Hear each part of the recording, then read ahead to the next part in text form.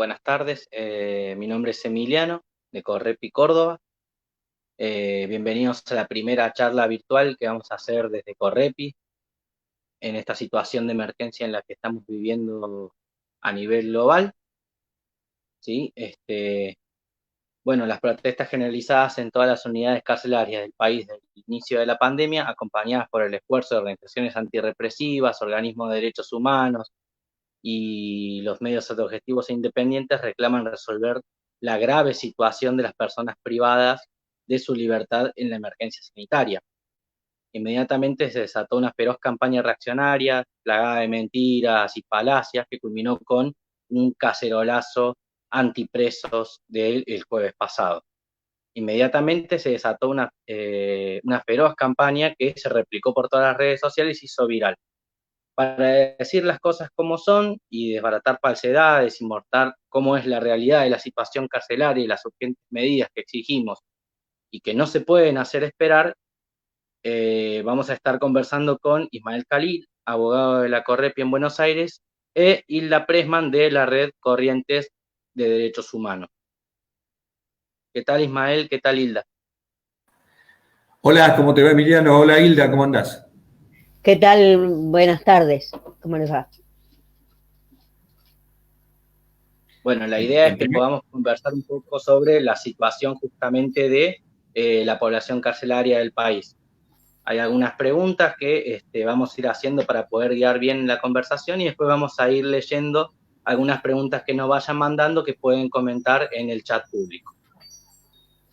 bien. Ismael, para partir de datos reales y entender mejor por qué decimos que estamos ante una situación de emergencia sin precedentes en el sistema carcelario, ¿cuál es la situación actual de las personas presas en Argentina?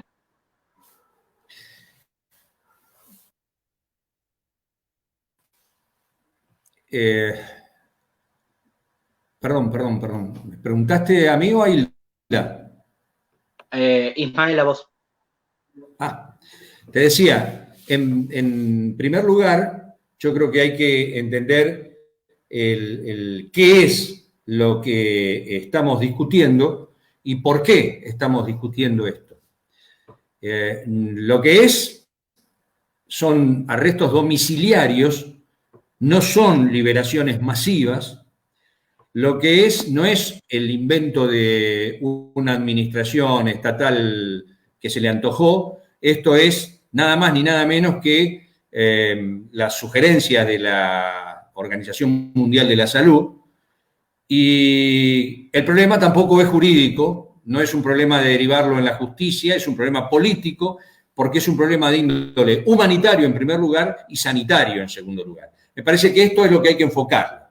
¿Y por qué estamos discutiendo lo que estamos discutiendo? Yo creo que en alguna medida tiene que ver con una operación política que se hizo a través de los medios de comunicación, sobre todo, obviamente, los llamados medios hegemónicos, que están acostumbrados a difundir una alarma social y escenarios de carácter caótico para instalar una situación de inseguridad, entre comillas, porque hay una población dispuesta a escucharlos y hay una doble finalidad en todo esto. Y yo creo que una es una especie de una vendetta contra el delincuente, un contragolpe, si se quiere, de los sectores llamados, entre comillas, decentes, y una segunda que es distraer de aquellas cuestiones claves, como es, por ejemplo, el impuesto a la fortuna y el tema de la baja salarial que acaban de firmar todos los sectores vinculado con la explotación de los trabajadores en la Argentina y homologado por el propio gobierno.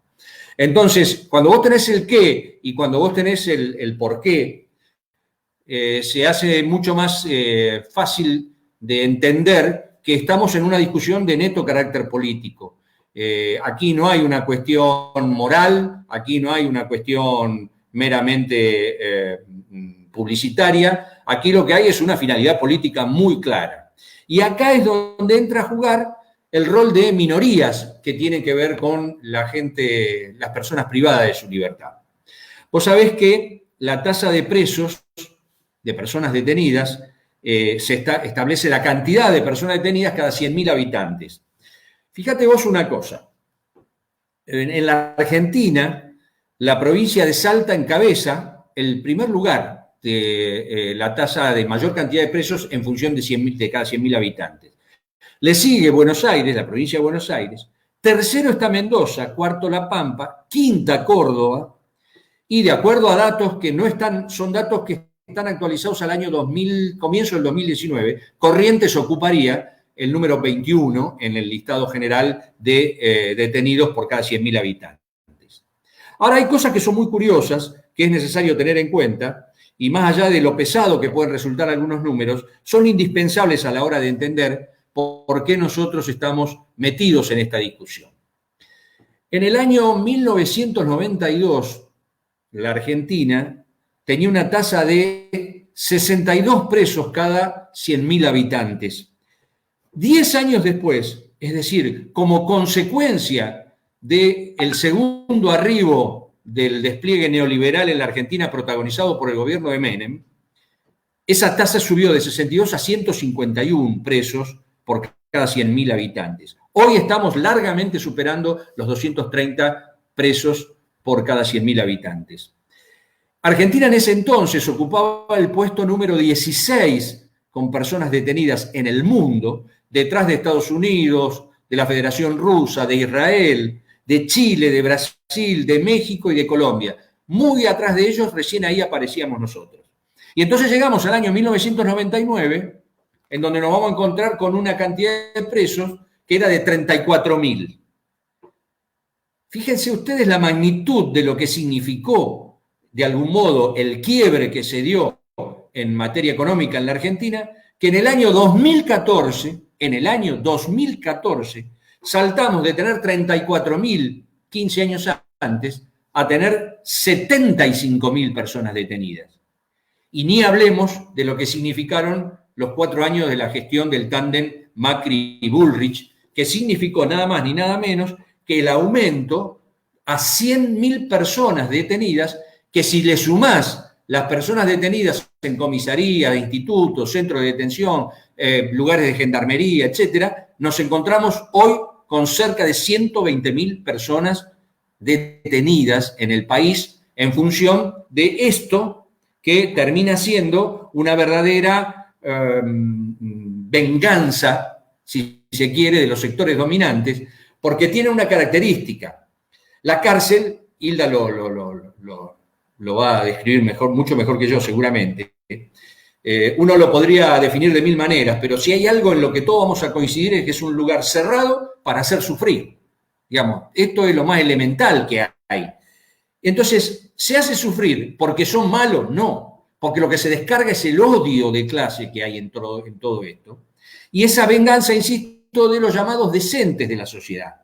Y entonces pasa a haber una especie de banalización de lo atroz, porque las cárceles tienen que ver con estas cuestiones y con la apropiación del cuerpo de la persona. Entonces, cuando se me habla de la pena, en realidad lo que estamos planteando es que la pena aquí es retributiva. Es mentira lo de la resocialización, eso es de manual y es para una educación, si se quiere, tan banal que no resiste el menor análisis. La pena es retributiva y está hecha para castigar al delincuente, para disuadir al resto, pero con un detalle. Se lo aísla al delincuente y se le quita su condición de sujeto de derecho. Por eso se puede hacer lo que se hace, lo que se dice, que hoy estamos escuchando sin ningún tipo de reparo, las barbaridades que se han escuchado decir, porque hemos escuchado decir a una periodista o presuntos periodistas que si se tienen que prender fuego ahí donde están, que se prendan fuego. Esto es la declaración concreta de un posicionamiento que tiene que ver con esta concepción de que el preso no tiene ningún derecho. El 96% de los presos en la Argentina son hombres. Y son hombres jóvenes, porque están vinculados en una franja que va, el 60% de ese total va entre los 18 y los 30 años. Otro detalle que es muy interesante tener en cuenta es que solo el 4% pertenece a otros países, con lo cual también se desbarata a partir de estos datos esa idea de que el que viene de otros países viene aquí nosotros somos el ajuste delictivo, como llegó a decir Pichetto, por ejemplo, somos el ajuste delictivo del Perú, el ajuste laboral de Bolivia. Esto es una absoluta patraña que ha hecho Pichetto, Porque, insisto, los números son muy claros en ese sentido. No hay incidencia de la gente de los países hermanos en la comisión de delitos. Y fundamentalmente un dato que no puede pasar desapercibido. El 70% de los delitos por los cuales hay gente detenida son delitos contra la propiedad y no violentos. Cuando digo no violentos significa que no se ejerció violencia física sobre nadie. Y esto está hablando de una categoría de delitos que muy pocos reparan en eso, y es el delito de supervivencia. Esos delitos menores que van acompañados en esto del delito de supervivencia del narcomenudeo, que es, por ejemplo, ustedes saben, las mulas que son utilizadas por los grandes narcotraficantes para pasarla a la droga, pero que no tienen que ver con el tráfico de drogas como autores o diseñadores de ese tipo de estrategias. Hay muchos más datos, yo no quiero cansar ni aburrir con estos datos, pero me parece que cuando vos tenés en cuenta que tenemos cerca de 300 unidades en todo el país, la mayoría de esas unidades son de máxima seguridad, este es un dato que hay que reflejar seriamente, porque una cárcel de máxima seguridad no es necesaria en el país. Son muy pocos los que requieren, aún con la lógica del propio sistema, una cárcel de esas características. ¿Por qué digo esto? Porque en general la magnitud de los problemas que hay dentro de las cárceles de máxima seguridad tienen que ver con la magnitud de la propia cárcel. Y entonces tenemos que el 30% de los homicidios que se cometen dentro del penal tienen origen violento, en función de ese monstruo que significa la cárcel en esos términos. Y fíjense ustedes que hay algo que no es nada menor a la hora de hablar de la provincia de Buenos Aires, que para nosotros es uno de los problemas más graves, teniendo en cuenta que además la pandemia también está reuniendo la mayor cantidad de casos en esta región. Nosotros tenemos el 112% de superpoblación, y cuando hablo del 112% de superpoblación, estoy hablando además de la superpoblación en condiciones de verdadero hacinamiento. Y cuando estamos planteando esa cuestión, estamos hablando de un lugar que es prácticamente un polvorín frente al coronavirus. Esta situación alcanza, si se quiere, también en esta de las lógicas de estigmatizar a la cárcel y de lo que significaría para el resto de la sociedad la posible reproducción de una cuestión de estas características, que vos tenés en el sistema penitenciario bonaerense 20.000 efectivos que entran y salen todos los días de la cárcel. Y en el sistema federal tenés 10.000, con lo cual seguís sumando potenciales transmisores de ese virus, si ese virus se llega a prender, como ya está dentro de las cárceles, y llega a ventilarse por afuera de las cárceles. Con esto quiero sintetizar algo que para mí es clave. Ahí hay unas placas que van saliendo a medida que vamos conversando, y ahí tienen ustedes resultados muy concretos de cuál es la magnitud y la dimensión de por qué se estableció esta discusión y por qué digo que la finalidad era esta, era encubrir otras discusiones.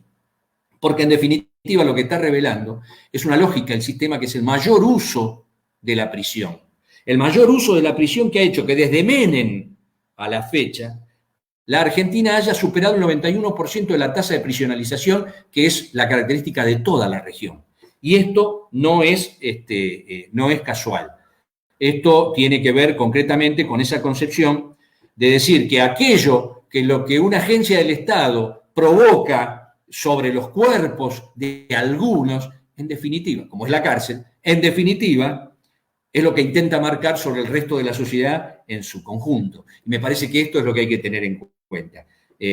Cedo la palabra, Emi, como para que podamos escuchar a Hilda desde la provincia de Corrientes. ¿Te parece?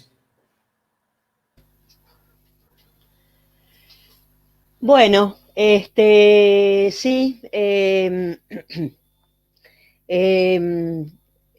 Nosotros desde la Red de Corrientes de Derechos Humanos hace varios años que venimos trabajando en las cárceles de Corrientes, especialmente en la cárcel de condenados, y además tenemos una suerte de red de intercambio con organizaciones antirrepresivas y que militan el tema anticarcelario, tanto en el Chaco como en Misiones, así que por ahí podemos mechar un poquitito un panorama más regional, digamos.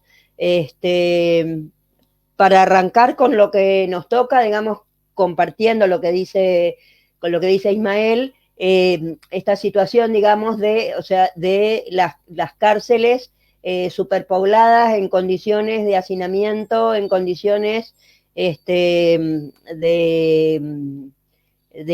todo tipo de carencias, de abuso, donde la resocialización de ninguna manera existe. La cárcel de Corrientes, por ejemplo, o sea, en Corrientes en general hay una población carcelaria que depende del servicio penitenciario de alrededor de 1.300, 1.400 personas que están distribuidas en distintas unidades penales. La provincia ha tenido una inversión importante en materia penitenciaria en los últimos años. Hay una política de construir más cárceles que no son para descomprimir las cárceles, sino para garantizar que sigan ingresando al sistema personas jóvenes, pobres y sin derechos, como es lo que habitualmente puebla nuestras cárceles.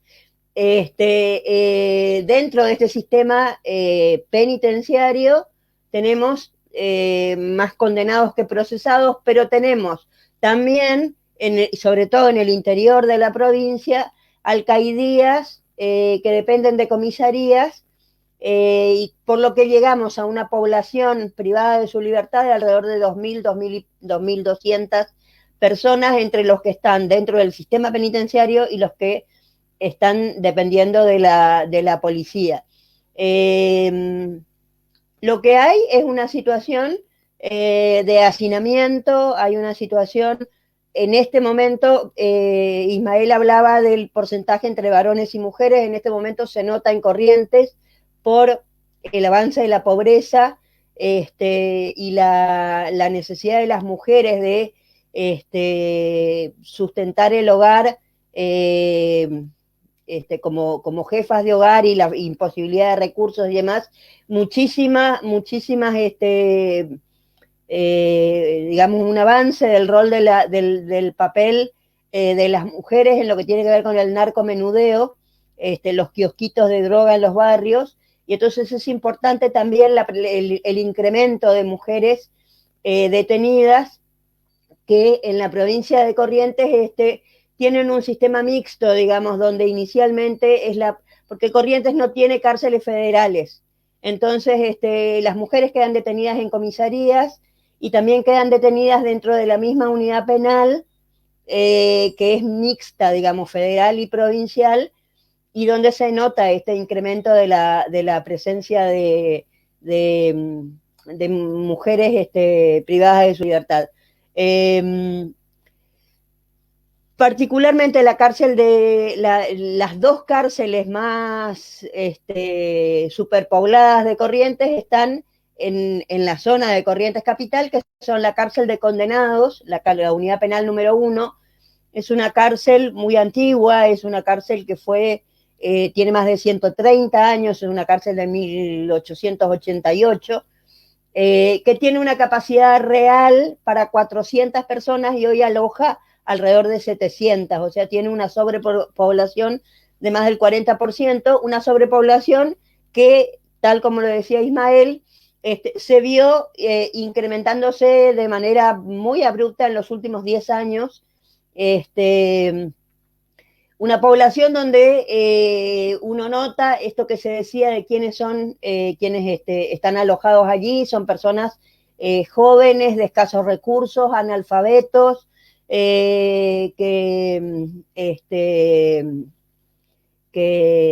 no tienen demasiadas herramientas para sobrevivir, y que reinciden porque tampoco la cárcel ofrece ningún tipo de perspectiva, ni mucho menos, digamos, con un sistema sanitario deficiente. Nosotros observando haciendo un análisis con algunos compañeros del Observatorio de Conflictos Sociales del NEA, que es una organización que tiene base en la Universidad Nacional del Nordeste, relevamos un poco la cantidad de muertos por el sistema penitenciario, y una de las cosas que más se destacan y que tiene que ver con esto es que la principal causa de muerte en las cárceles de Corrientes es por abandono de personas, que tiene que ver con el deficitario sistema de salud.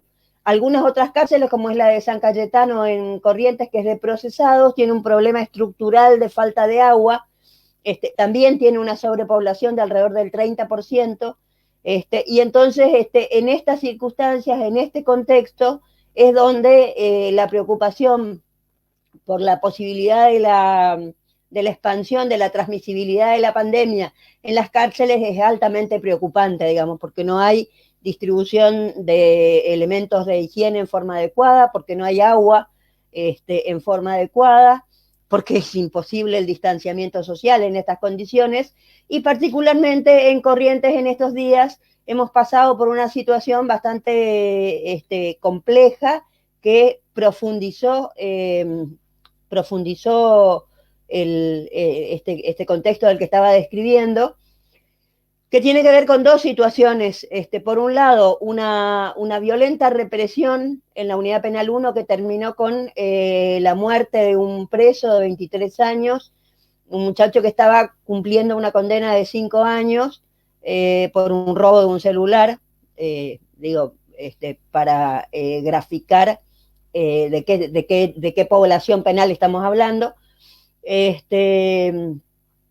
y que como en otros casos, como sucedió en Florencio Varela y como sucede siempre, digamos, tenemos un relato oficial por parte del Ministerio de Seguridad, de la Jefatura del Servicio, que inicialmente plantea que se produjo un conflicto entre pabellones, que hubo una pelea de presos, que se murió de un puntazo, que lo lastimaron con una faca, y desde el primer momento nosotros tuvimos la versión directa, digamos, de la población penal que refería que fue una incursión violentísima de fuerzas de seguridad penitenciarias y policiales que desplegaron un dispositivo muy fuerte y que fue fusilado por un escopetazo de alguna de las fuerzas de seguridad que todavía no se ha podido determinar.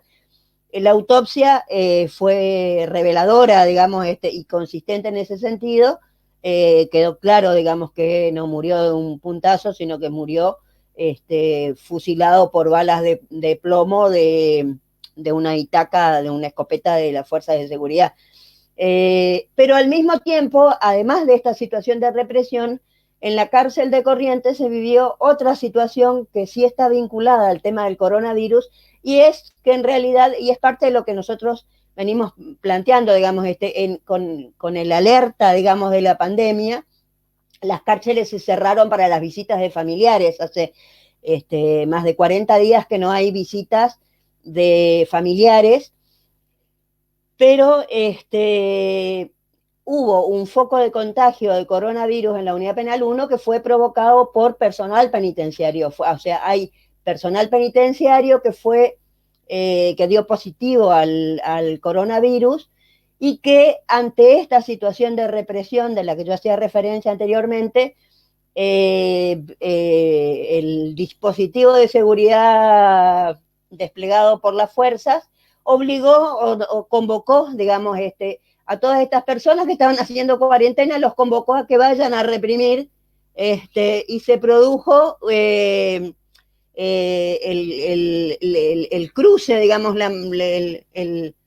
el contacto masivo de todos los penitenciarios, que fueron, les decía, un despliegue importante de fuerzas represivas, y entonces después de eso hubo un foco de coronavirus dentro del servicio penitenciario, lo que generó una situación agregada de un súper aislamiento, una situación de un operativo cerrojo extremo dentro de la unidad penal, porque los penitenciarios que quedaron adentro del penal hicieron la cuarentena adentro del penal, están en cuarentena los jefes penitenciarios, están en cuarentena, hay 140 penitenciarios en cuarentena por esta situación, y un operativo cerrojo le llaman, donde no se puede ni entrar ni salir, pero que generó, por ejemplo, el agravamiento en las condiciones de detención, porque los heridos de la represión del 21 de abril, por ejemplo, hay varios que tenían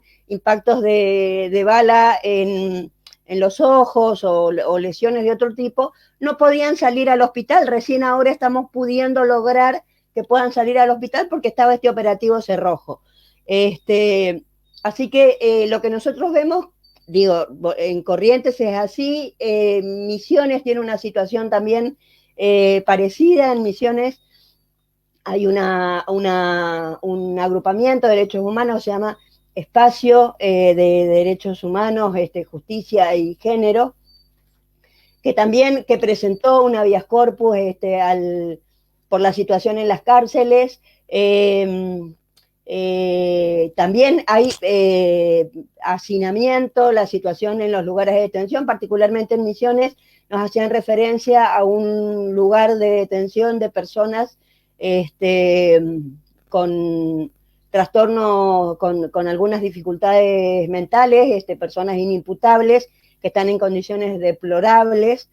Lo mismo, Misiones particularmente además tiene una situación de una justicia que varias veces ha salido a la luz pública por casos de causas armadas muy relevantes, el caso de Cristina Vázquez, el caso de María Obando, que fueron mujeres que fueron injustamente condenadas, causas armadas, estigmatizadas por ser mujeres y pobres, y que en este tiempo se ha revelado, digamos, se ha podido determinar estas situaciones de injusticia.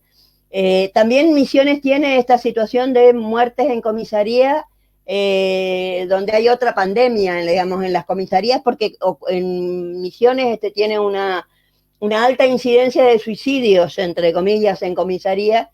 Decimos que debe haber algún tipo de epidemia ahí que provoque el suicidio en las comisarías. Y en el Chaco también, digamos, tenemos una situación de fundamentalmente una sobrepoblación en comisarías, con huelgas de hambre y con reclamos en distintas localidades del interior del Chaco, o sea que la situación más o menos es similar. Tenemos en las 3 provincias a las que me estoy refiriendo una población penal de alrededor de 2.000 y pico de personas, de las cuales 800, 700 están en comisaría, todavía no están condenadas. El problema de la falta de agua, el problema de la falta de elementos de higiene, es una situación altamente peligrosa.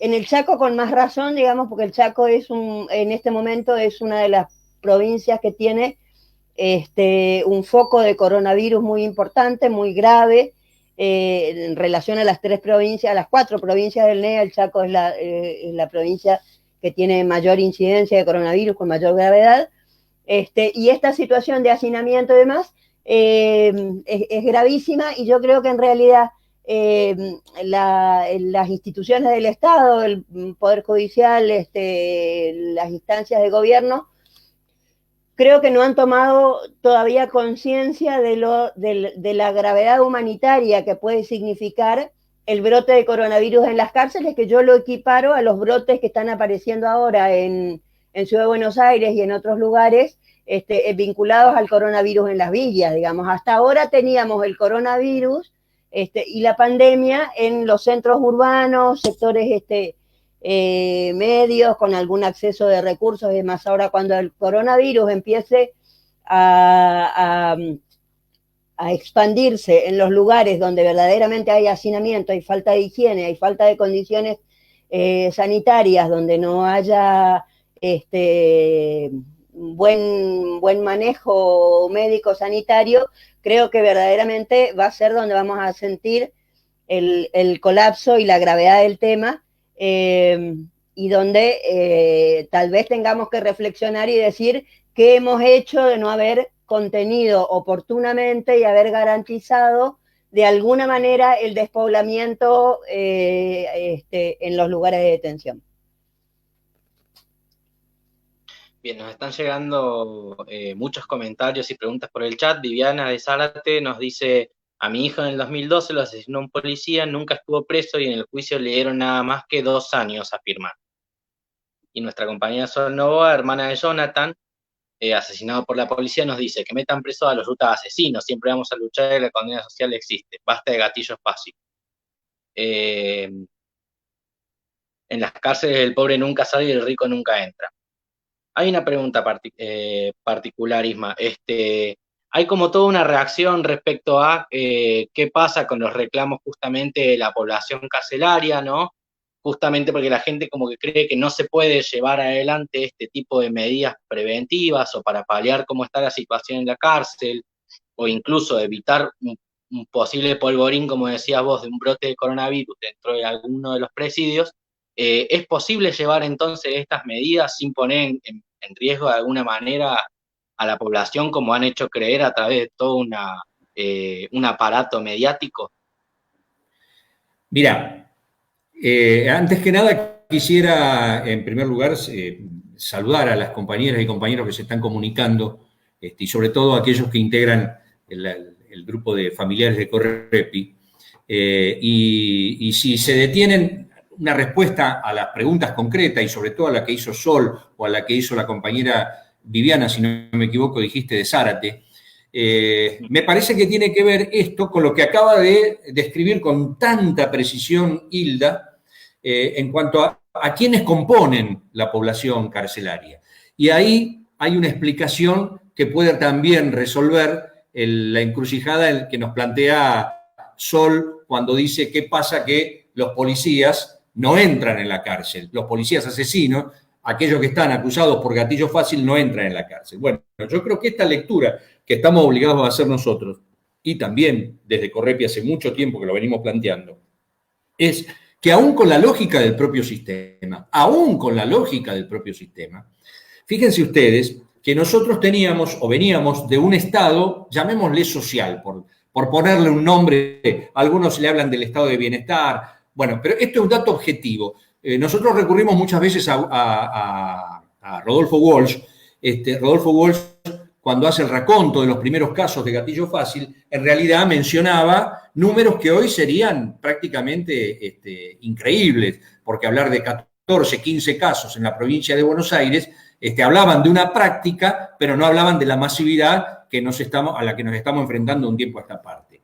Lo que quiero decir es que la atrofia del Estado social que hubo en el país es directamente proporcional al fortalecimiento del Estado punitivo. Es decir, cuanto más cae en lo social un país, más necesariamente, dentro del sistema en el que vivimos, más necesariamente se requiere un Estado cada vez más fortalecido en los aspectos punitivos, es decir, en lo penal, en lo policial.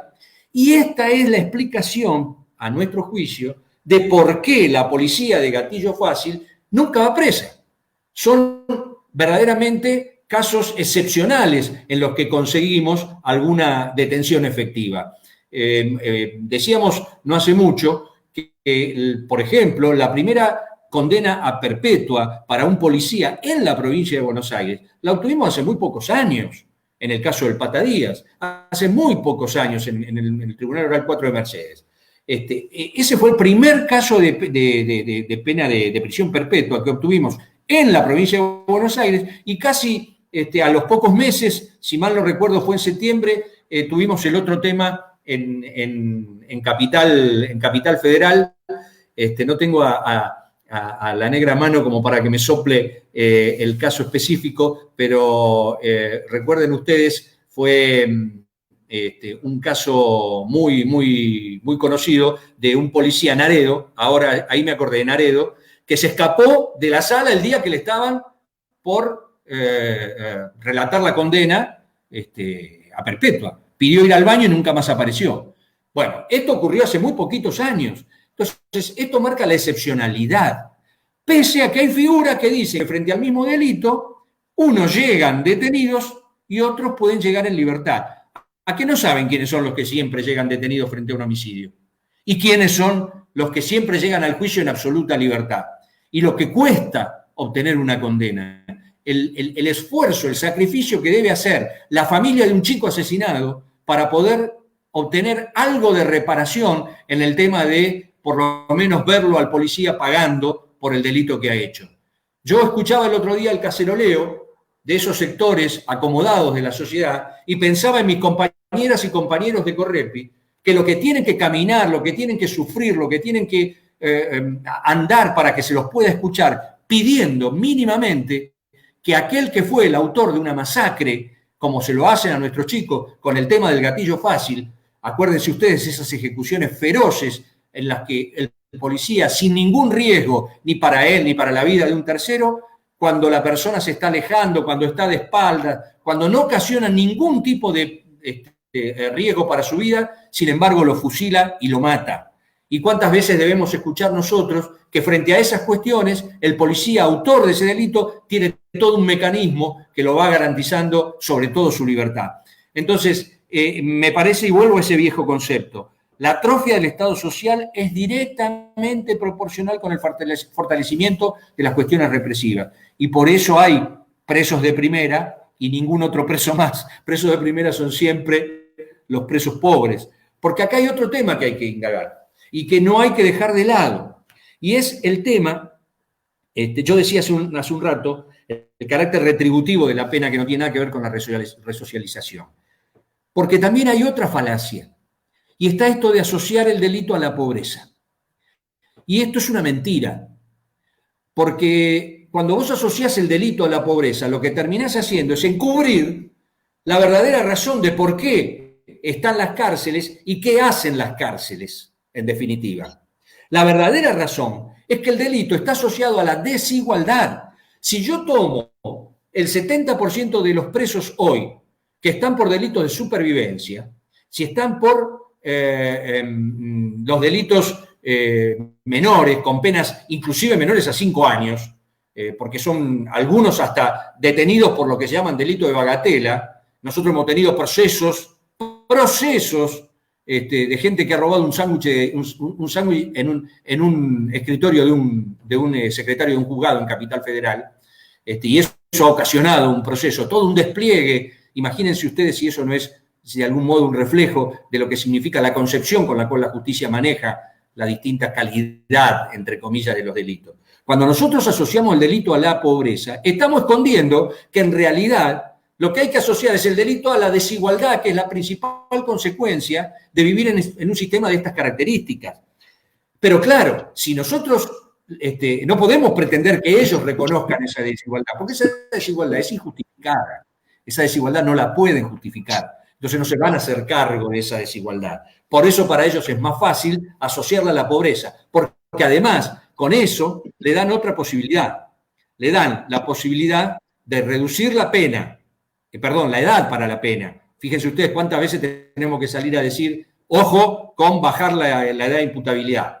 La otra es, de algún modo, penalizar la protesta social, que es el otro costado. Se amplía el Código Penal con figuras que también persiguen la protesta social. La última reforma que postuló el gobierno de Macri Bullrich ha sido clara en ese sentido. Esperemos que a nadie se le ocurra reeditarla. Y finalmente, la aparición de mayores causas para garantizar el encierro. Esto es lo que hacen. Por eso ellos están tan interesados en que no se hable de la desigualdad. Por eso ellos están tan interesados en perpetuar la desigualdad, pero hacerlo pasar como que el delito es un problema de la pobreza. Y como pobreza siempre hubo, por lo tanto, delito siempre va a haber y, en definitiva, es necesaria la cárcel. Ese es el razonamiento de estos tipos. Esto es lo que hay que entender de una buena vez y para siempre. Ismael, si me permitís intervenir, también tiene justamente que ver con toda una serie de modificaciones que hubo en los últimos años de los códigos contravencionales en las distintas provincias, ¿no? Que han pasado que varias figuras que estaban como contravenciones han pasado a ser delitos y otras contravenciones simplemente han como desaparecido. Pongo por caso acá en Córdoba, que estaba la figura del merodeo, que hoy, si bien ya no existe, sí se agregó con carga punitiva, o sea, dentro de lo que estipula como delito, la resistencia a la autoridad. Entonces, ante la provocación de un policía, de un yuta que, por ejemplo, te verduguea, porque sabemos que la yuta siempre verduguea en la calle y sobre todo a los pibes más jóvenes, terminan cayendo en un calabozo y pasando ahí varios días y tenemos que estar llamando a la comisaría para exigir por su libertad. O sea, esta misma flexibilización y el abuso que hacen de las penas preventivas hacen que justamente se sature la población carcelaria y haya un montón de abarrotamiento de celdas y calabozos y gente que está en Bower o en distintos penales del país y que no tienen condena firme. Sí, o sea, es realmente fíjate, muy estás si me hablando de permite, en relación con el tema de las contravenciones, también me parece que es un tema que amerita conversarlo. Acá, por ejemplo, en Corrientes hay un código contravencional que también es un código centenario, digamos, tiene 100 años, fue modificado hace poco, pero sin modificaciones de fondo, y establece que hasta se pueden haber arrestos y multas sin control judicial por hasta 20 días, o sea, con 19 días de arresto todavía podés estar bajo el control policial sin dar notificación a la justicia, digamos. Esto hace que en realidad la policía tenga un poder absoluto sobre la vida y la seguridad de las personas durante 20 días, porque si no, la otra posibilidad es la multa, que es una multa que es equivalente al 1% del sueldo de un juez de cámara. O sea, calculen ustedes el valor diario de una unidad de multa que en realidad sirve para hacer caja a la policía, y que es imposible que un contraventor por merodeo o por mendicidad o por escándalo en la vía pública pueda pagar. Y ahora, con esta situación de la cuarentena, suman los dos delitos, digamos, la infracción al decreto de necesidad de urgencia y una contravención, y en algunas localidades del interior, particularmente en la ciudad de Montecaseros, se está dando esta metodología, digamos, de detenciones a contraventores por distintas razones, con detenciones de 19 días en comisarías hacinadas, donde le agregamos al detenido que tiene proceso la presencia de los contraventores por 19 días en comisarías que están hacinadas, que no tienen las condiciones, y que es bueno, una situación muchísimo más, en realidad es un mecanismo de control social en algunos municipios donde se está notando mucho esta cuestión de las contravenciones de 19 días.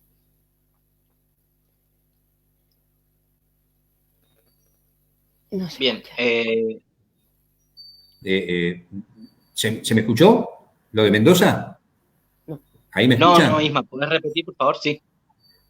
Te decía que no quería dejar de afuera de esta discusión de la cuestión de las contravenciones también a la gente de Mendoza, que ha sufrido las consecuencias de una política destinada a establecer esto de las contravenciones como otra regulación del espacio público, porque en definitiva no es más que eso, para seguir marcando esa presencia y disminuir los espacios de libertad. Insisto con esto, cuando vos ahí tenés el ejemplo más claro en las contravenciones. El ejemplo más claro de cómo un Estado se empieza a fortalecer desde esta especie de policialización de la cotidianidad que me planteo yo, esto de salir a la calle y saber que la amenaza está aunque no hayas hecho nada, y esto de constituir, si se quiere, el delito no por lo que hiciste, sino por lo que sos. Entonces empieza a aparecer el famoso llamado derecho penal de autor y no el derecho penal de acto. No te juzgan por lo que haces, sino que te juzgan por lo que sos. Y en función de eso es como actúan todos estos mecanismos. Yo no me quería ir de algo que vos me preguntaste hace un rato, Emiliano, que creo que tiene que ver con esto de las medidas. Creo que por ahí va el tema. Sí. La pregunta la habías hecho por ahí. Yo insisto con algo que venimos diciendo desde hace rato. Nunca esto es un tema jurídico, porque nunca es el instrumento. Lo jurídico es el instrumento que se le puede dar para concretar una política. Es un tema político, no tengas ninguna duda. No estamos hablando de una cuestión, esto es bochornoso que se tiren la pelota del modo que se la están tirando, es verdaderamente un bochorno, porque en realidad, si acá lo que debe haber es una respuesta política. Irán liberó 80.000 presos, dejó 80.000 presos en distintas formas de liberación. Estados Unidos lo hizo. lo hizo Colombia. Estoy hablando de países de distintos signos, ni hablar de España, de Francia, que han procedido a hacer esto, Italia, que han procedido a hacer esto, porque lo que hay es un riesgo sanitario muy grave. Entonces, que no me vengan con la imposibilidad de hacerlo desde lo político, porque hay figuras. Recién estaba diciendo Hilda, mencionando la importancia de la Universidad Nacional del Nordeste. Ellos han hecho un trabajo sobre la posibilidad concreta de meter, por ejemplo, lo que se llama la conmutación de penas, que es una de las formas de obtener, de algún modo, además de la domiciliaria, es una forma técnica de que se obtenga ese despoblamiento preocupante hoy de los penales. Y ustedes saben que en la provincia de Buenos Aires, esto que apareció en todos los medios como que es una barbaridad, en realidad se trató precisamente de un pedido de conmutación de pena de los defensores oficiales, que tiene que ver con medidas que se toman con aquellos que están presos y este año cumplen la totalidad de la pena, es decir, que le faltan meses para salir. El grueso de la pena ya lo han cumplido. O bien aquellos que se encuentran ante una situación que ameritaba, por ejemplo, otorgarle las libertades condicionales. Es decir, no estaban poniendo nada raro, no estaban poniendo una liberación masiva. Un dato fresquito, pero desde hace horitas nomás. Yo estoy en el Gran Buenos Aires. Es decir, no estoy en la capital federal, estoy en el Gran Buenos Aires, estoy en la zona oeste. El departamento judicial, uno de los departamentos judiciales más importantes que hay en la zona oeste, es el departamento judicial de Morón. Morón tiene 4.000 presos a disposición del Poder Judicial de Morón. Lo que acaba de decir la jefa de los fiscales, hace escasas horas salió publicado, es que los niveles de arrestos domiciliarios dispuestos en función de la pandemia en Morón no llegan a 40. Es decir, que estamos hablando ni siquiera del 1%, prácticamente no llega al 1%, para que se den una idea de lo concreto de estas medidas. La conmutación de penas no sale porque la conmutación de penas es una decisión política. La conmutación de pena la puede firmar el presidente de la Nación o la puede firmar el gobernador de la provincia. Son facultades constitucionales, están reguladas en la Constitución. Es una herramienta que, por ejemplo, en estos casos, podría caber sin ningún tipo de inconveniente. Y esa es una medida muy concreta, no es judicial. Esa es una medida política desde el punto de vista que se toma desde el Poder Ejecutivo. Lo mismo que, por ejemplo, pasa con los indultos, que también se pueden decretar desde el Poder Ejecutivo. Acá tiene que quedar algo claro, que nadie nos venga a correr con la turrísima liberación de femicidas, genocidas, violadores, que sabemos que algunos jueces han hecho. Porque lo que nosotros estamos planteando es que descomprimir esa presión que hay en los penales permitiría que esos genocidas, femicidas, violadores, estén dentro del penal, como lo deben estar ocupando siempre, en condiciones incluso de garantía de su estado sanitario. Porque esta es la cuestión clave. Si se descomprime y si terminamos con el chiquitaje, con ese delito de bagatela, con ese delito de sobrevivencia, y los ponemos como corresponde, por ejemplo en arresto domiciliario, pero fuera de la cárcel va a quedar para los que realmente la necesitan, entre comillas, o la merecen dentro del punto de vista de la propia lógica del sistema, que son los genocidas, que son los femicidas, que son los violadores. Esto es algo que nosotros tenemos que tener en cuenta. Y sobre todo porque hubo tres cosas a tener en cuenta con relación a las medidas, que tienen que ver con las distintas resoluciones que hubo en distintos niveles. Todo empezó con una recomendación que hizo la Cámara Nacional Penal en lo federal, cuando decía que era necesario proceder a tomar algunas resoluciones que descompriman y que permitan el despoblamiento de las cárceles en una situación como esta. Y ahí aparecieron lo que se llaman las recomendaciones, alguna especie de sugerencia, que los jueces abajo no las tomaron, no las cumplieron. Los jueces abajo no las cumplieron. Hablando mal y pronto, lo que dijo la Cámara de Casación no fue respetado por los jueces abajo. Yo no escuché a nadie decir que quieren preguntarle a los jueces por qué no acataron esa orden de arriba que hablaba de descomprimirla. Y por qué, en cambio, se preocuparon por sacar, por ejemplo, al genocida Capdevila, o en esa resolución bochornosa de mandar al violador y famoso ese a la vuelta de la casa de la víctima. Eso sí, eso va a tildar y va a impugnar la necesidad de poblar con el resto de los presos que hay en las cárceles? Me pregunto, me planteo, si la acordada que después se sacó también fue respetada, o si con los números que acabamos de demostrar, que vieron ustedes en las placas sucesivamente que están pasando los compañeras y compañeros por el video o por la pantalla, si es cierto, si es verdad que han cumplido con esas disposiciones.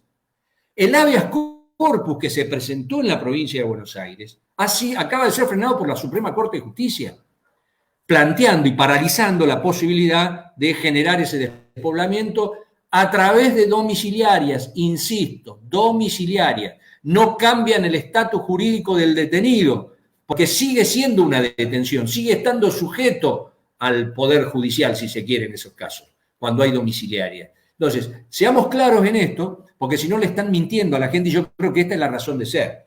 La falsa noticia que han instrumentado los medios hegemónicos, bueno, están a flor de tapa de diario y de medios, ustedes lo saben muy bien, lo ven continuamente, el título dice una cosa, el cuerpo de la noticia dice otra, pero a mí, más allá de lo que escriben en los medios, hay una realidad que es esta que indicaba recién Hilda cuando describía lo que estaba pasando en Corrientes, Misiones, Chaco, en el litoral. Vos me hablabas de Córdoba, Emiliano. Córdoba tiene alrededor de 10.000 presos en las distintas cárceles del sistema allá. En Córdoba todavía existen prácticamente elementos de tortura dentro de las cárceles. Sí, por supuesto, las cámaras de contención todavía. Las camas de sujeción, los chalecos químicos, las celdas de aislamiento absoluto, propias de sitios negros. Los sitios negros son esas cárceles ilegales que el poder imperial tiene repartida por todas partes del mundo, destinada para terroristas y toda esa construcción que vienen haciendo desde hace tanto tiempo. Eso en la provincia de Córdoba está, para un 54% además de condenados, porque esa es la razón de ser de los presos en Córdoba, ¿no? El 54% es solamente los condenados, y debe estar aumentado. Esos son datos que hay que actualizarlos, pero debe estar ahí, porque más o menos es una regla a nivel nacional de que solo la mitad de los presos tiene una condena firme. Ahora, lo mismo me está pasando con Mendoza. La misma situación se está dando con Mendoza. En Mendoza todo el mundo habla de Almafuerte, Almafuerte 1, Almafuerte 2, San Felipe y Boulogne-sur-Mer. Pero Mendoza tiene 13 lugares de detención, porque hay las famosas, los centros de detención, que son las colonias, que son también lugares donde se ejerce el rigor sobre el cuerpo de la persona. Y entonces ahí hay 2 cárceles de mujeres en las cuales las condiciones de detención son como las relataba Hilda recién. Digamos, está repartido en alcaidías, 7 alcaidías tiene Mendoza, repartido sus presos en 7 alcaidías. Ustedes tienen que conocer lo que es la alcaidía de Tunuyán, por ejemplo, que está en condiciones, esa es para verla también, por ejemplo, pongo eso porque además la conozco personalmente, conozco esa, conozco Boulogne-sur-Mer y las Almafuerte. Pero bueno, voy al tema de, más allá de lo que digan los medios, más allá de lo que sostengan una pelea infame jueces de un rango contra jueces de otro rango, y aún la propia conducción política del tema sanitario, que la realidad nos está desbordando. La realidad es la que está hablando. Y es la realidad la que no llega a los balcones de los caceroleros, es la realidad que se ocultan de distraer y de deformar los que los medios de comunicación usan al medio como una especie de arma feroz para garantizarse esta vendetta, este contragolpe social de los ricos contra la pobreza y la desigualdad que ellos están generando. Sí, nos van llegando varios mensajes.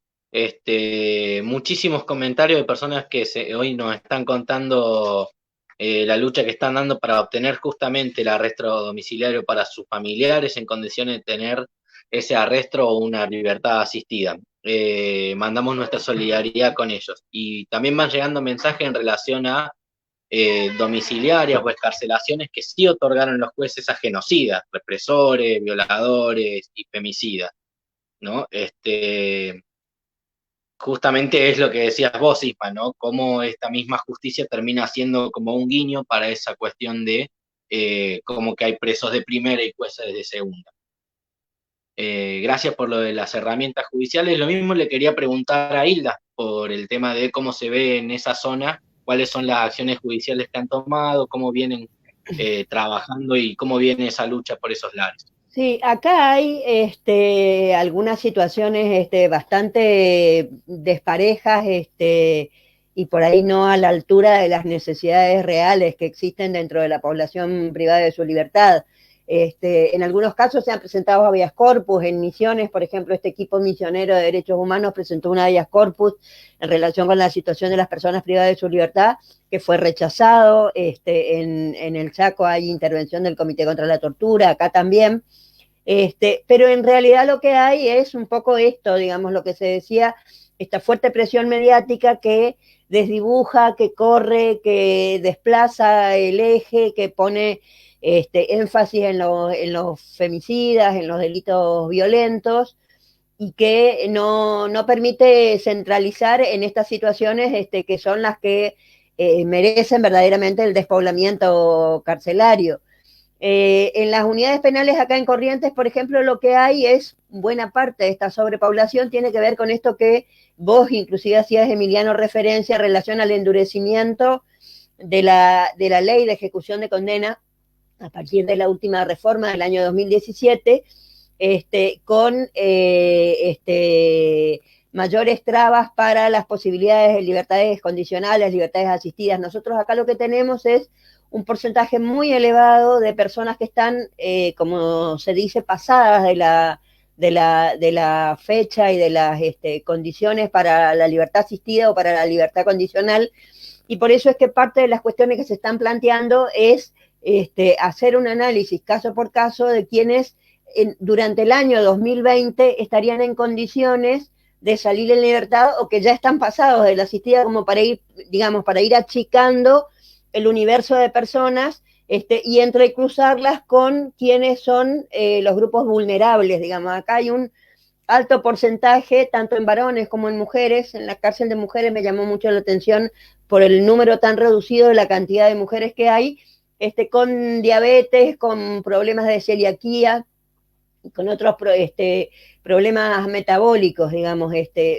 Así que por ahí habría que ver este entrecruzamiento, digamos, de visualizar los grupos de riesgo. También acá en la región, digamos, las personas que estén, no es tanto, o sea, por ahí precisamente todo este discurso mediático alrededor de los arrestos domiciliarios y demás provocó en realidad que haya como una demanda masiva por parte de la población penal de arrestos domiciliarios en función de las posibilidades de salir, porque en realidad acá hay una restricción muy importante en los avances de la progresividad, de la libertad asistida, de las condicionales. Entonces ven en la excepcionalidad del arresto domiciliario una posibilidad que desde el punto de vista de la progresividad de la ley, en este caso les están vedadas, porque además acá ha habido situaciones donde estaban en condiciones de fase y de todas estas cuestiones que la progresividad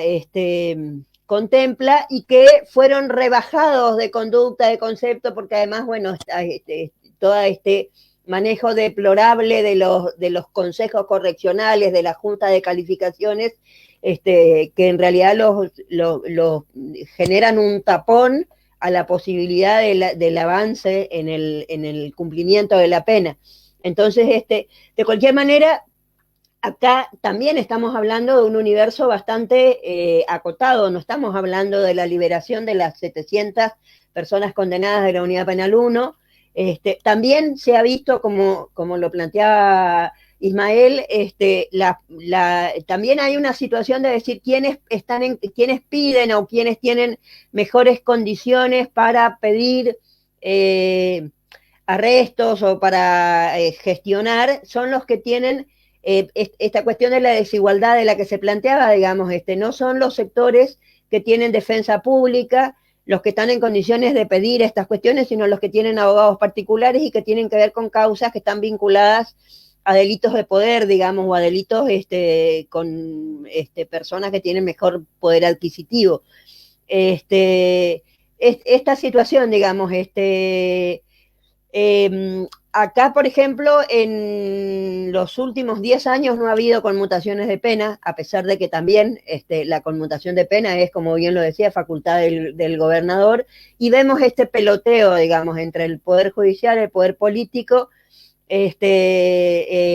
una situación donde en realidad esta alta visibilización ha sido absolutamente contraproducente a la hora de poder gestionar el reclamo, digamos, porque han quedado entrampados en esta situación. Por el otro lado, en relación con la huelga de hambre y la situación de la Unidad Penal 1, se ha podido conformar un grupo de familiares que generaron una suerte de mesa de diálogo. La Unidad Penal 1, yo les decía, que quedó bloqueada en esta situación de cuarentena y aislamiento por la presencia de coronavirus en el penal, y a partir de este bloqueo y de la presión de los familiares se logró tener una comunicación diaria entre familiares, personal penitenciario que está dentro, porque ahora no se entra ni se sale de ninguna forma de la Unidad Penal 1.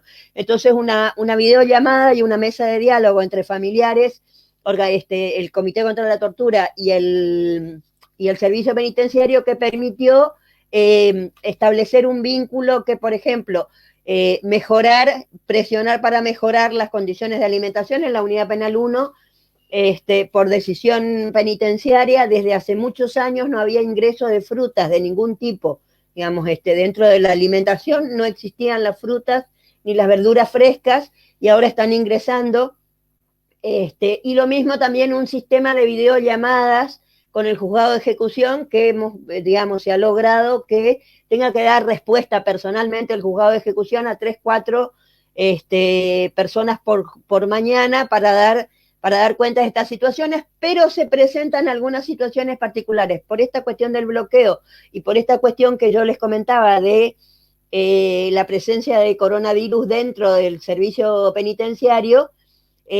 Ahora no se pueden producir ningún tipo de libertades, digamos, porque si salen en libertad tienen que quedar en cuarentena por 14 días porque hay coronavirus adentro de la cárcel. Entonces la jueza está planteando que pasada la cuarentena veremos de avanzar con las libertades, o sea, sobre llovido mojado.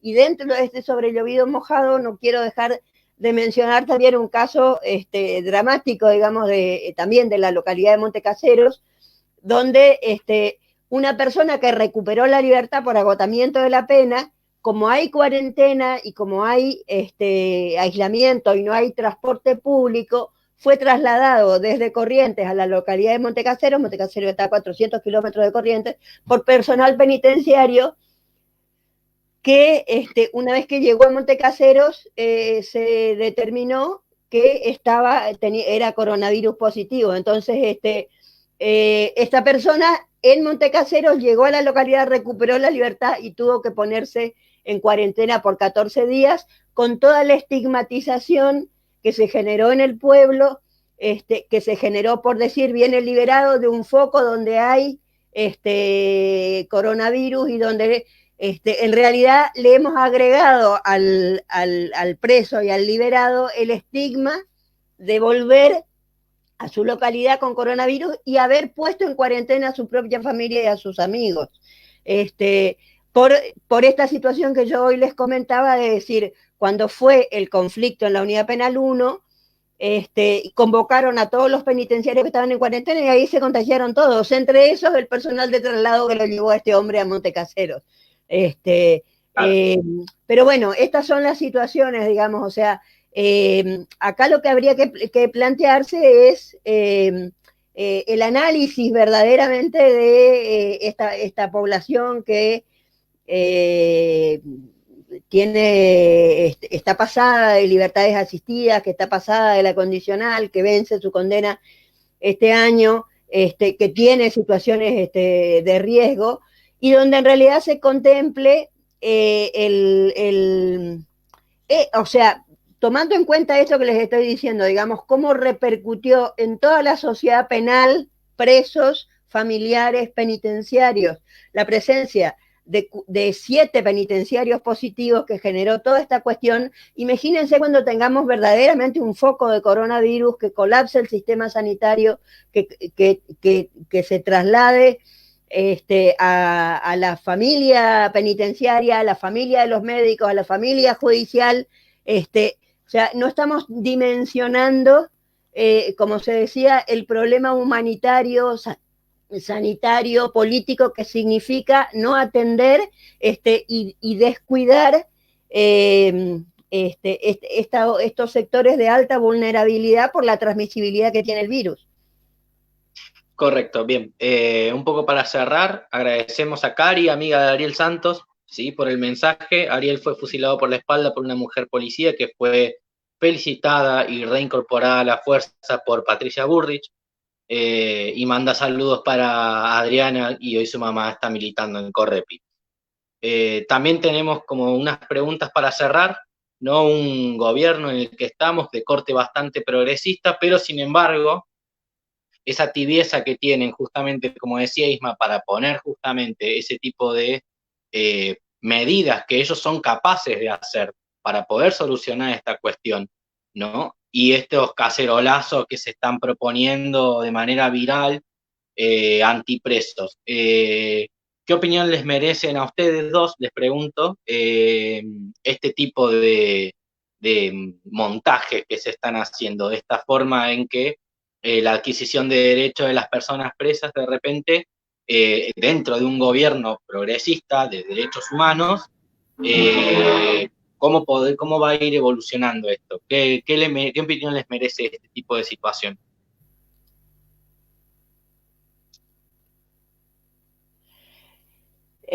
Para cualquiera de los dos es la pregunta. Y bueno, esto que estábamos comentando, digamos, acá hay una situación donde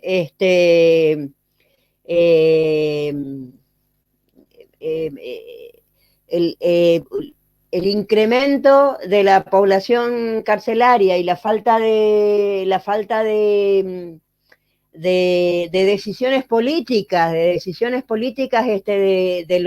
quienes tienen el control político del Estado respecto a esta situación, nos parece sumamente peligroso. Nos parece en realidad que este peloteo, decir no es responsabilidad política, es responsabilidad judicial, después la revisión de medidas judiciales es sumamente perjudicial, y en realidad nuevamente las personas privadas de su libertad son el queso del sándwich y quedan entrampados en el juego político, en las internas de las distintas estructuras de poder.